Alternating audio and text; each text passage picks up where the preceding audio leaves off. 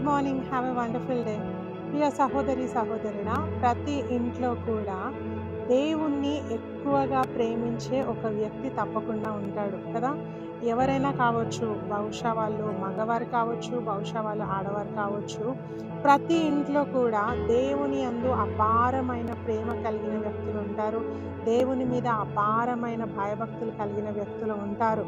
వాళ్ళు ఎక్కువగా దేవునితో ఉండడానికి ఇష్టపడతా ఉంటారు. దేవుని వాక్యం చదవడానికి ఇష్టపడతా ఉంటారు. ప్రతిరోజు ఏదో విధంగా దేవుని కార్యాల్లో పాల్గొనడానికి ఇష్టపడతా ఉంటారు కదా. సో అట్టి వారు మన ఇంట్లో ఉండడము మనకు చాలా దీవెనకరము, మనకు చాలా ఆశీర్వాదకరము.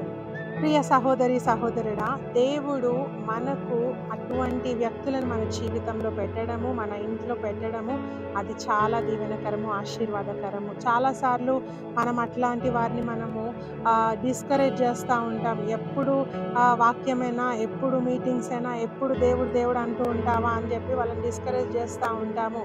ఎప్పుడు కూడా వారిని ఆ విధంగా చేయకండి, ఇంకా ఎంకరేజ్ చేయండి. ఎందుకంటే బహుశా వారి వల్లనే మన కుటుంబం దీవింపబడతా ఉందేమో.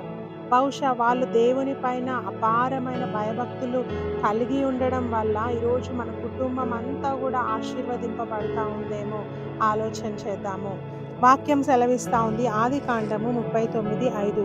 దేవుడు తన ఇంటి మీదను తనకు కలిగిన అంతటి మీదను అతని విచారణకర్తగా నియమించిన కాలము మొదలుకొని యెహోవా యోసేపు నిమిత్తము ఐగుప్తీయుని ఇంటిని ఆశీర్వదించెను. యెహోవా ఆశీర్వాదము ఇంటిలోనేమి అతనికి కలిగిన సమస్తము మీదను ఉండెను. హల్లెలూయా. ప్రియా సహోదరి సహోదరుడా, ఎంత గొప్ప మాట ఇక్కడ చెప్పబడతా ఉంది. యోసేపు పోతీఫర్ ఇంట్లో ఉంటే ఆయన ఇంటిని దేవుడు దీవించాడంట. ఆయనకున్న సమస్తాన్ని దేవుడు దీవించి ఆశీర్వదించాడంట. పోతీఫర్ దీవెనలు పొందుకోవడానికి, పోతీఫర్ ఆశీర్వదింపబడడానికి కారణము పోతీఫర్ జీవితం కాదు, పోతీఫర్ భార్య జీవితం కాదు. ప్రియ సహోదరి సహోదరుడా, కేవలము యోసేపు వారి ఇంట్లో ఉన్నందుకు. యోసేపు దేవుని మీద అపారమైన భయభక్తులు కలిగి ఉన్నాడు, దేవుని మీద ప్రేమను కలిగి ఉన్నాడు, దేవునికి విధేయత చూపించే వ్యక్తిగా ఉన్నాడు.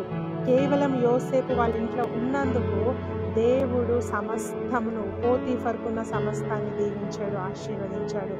ఈరోజు మన జీవితంలో, మన కుటుంబంలో దేవుని యందు భయభక్తులు కలిగిన స్త్రీలు కానీ, పురుషులు కానీ ఉండడము అది చాలా దీవెనకరము. వారిని ఎంకరేజ్ చేద్దాం, వారిని బ్లెస్ చేద్దాం, వారికి హెల్ప్ చేద్దాము. దాని ద్వారా ఇంకా మనం గొప్ప దీవెనలు, ఆశీర్వాదాలు పొందుకుంటాం. వారి వల్ల మన కుటుంబం అంతా కూడా దీవింపబడుతుంది. మనకున్న సమస్తాన్ని దేవుడు దీవించి ఆశీర్వదిస్తాడు. God bless you all.